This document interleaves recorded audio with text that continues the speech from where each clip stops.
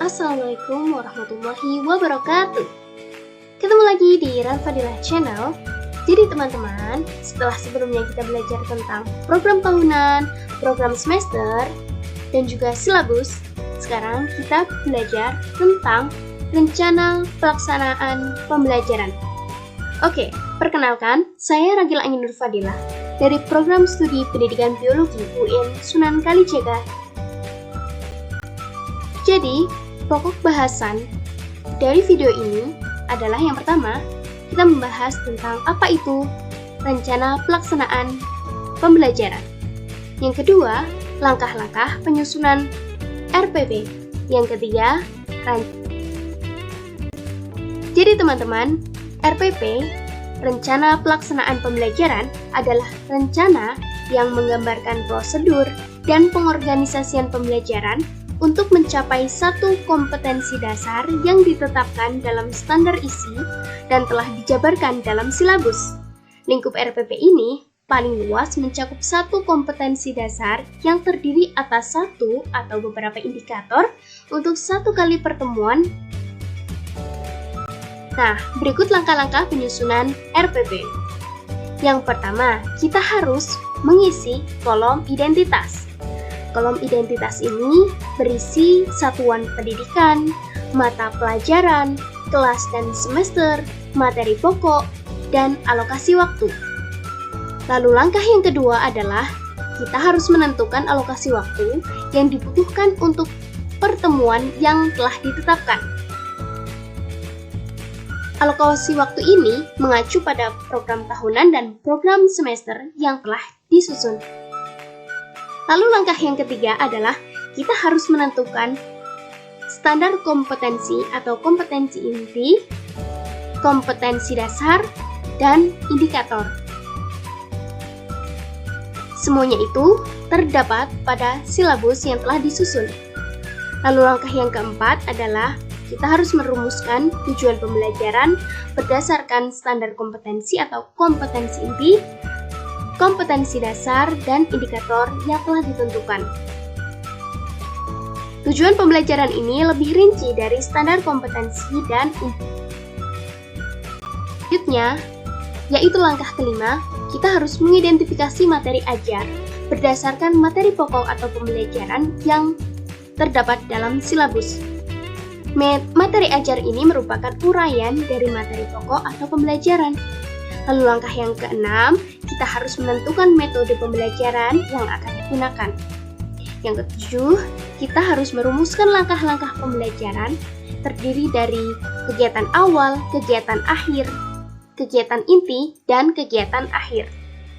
Lalu langkah yang kedelapan, kita harus menentukan alat atau bahan atau sumber belajar yang digunakan. Langkah yang sembilan, kita harus menyusun kriteria penilaian, lembar pengamatan, contoh soal, teknik penskoran, dan lain sebagainya.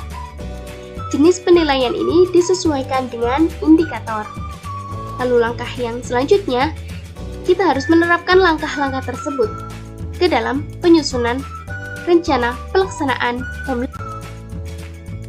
Salah satu contoh rencana pelaksanaan pembelajaran yang di atas merupakan kolom identitas berisi tentang satuan pendidikan, misalnya MAT 3 Sleman, mata pelajaran biologi, kelas 10 semester genap, materi pokok limbah, alokasi waktunya untuk 2 pertemuan, 1 kali pertemuannya 2 kali 45 menit. Lalu di bawahnya terdapat kompetensi inti. Nah, kompetensi inti ini disusun berdasarkan kurikulum 2013. Kompetensi inti dirancang dengan 4 kelompok yang saling terkait, yaitu berkenaan dengan sistem keagamaan yang terdapat dalam kompetensi inti 1, sikap sosial yang terdapat dalam kompetensi inti 2, pengetahuan yang terdapat dalam kompetensi inti 3, dan penerapan pengetahuan yang terdapat pada kompetensi inti 4.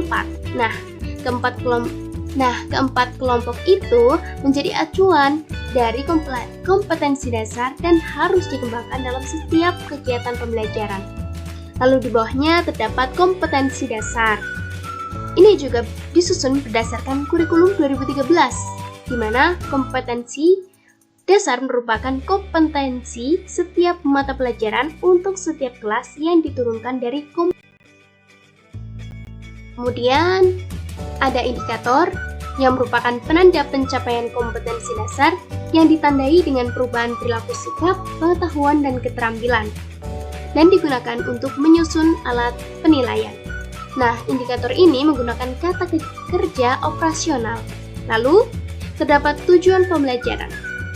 Nah, tujuan pembelajaran ini lebih rinci dari standar kompetensi atau kompetensi inti dan indikator.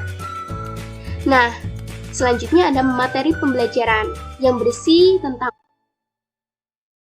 Selanjutnya, terdapat pendekatan, model, dan metode pembelajaran yang digunakan, kemudian media dan sumber belajar.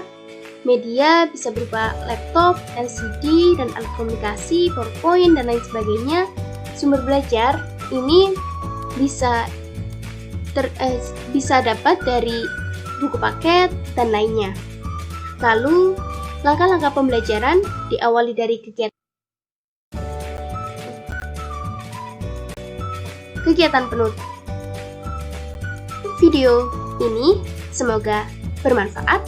Mohon maaf atas segala kesalahan dan kekurangan. Akhir kata, wassalamualaikum warahmatullahi wabarakatuh.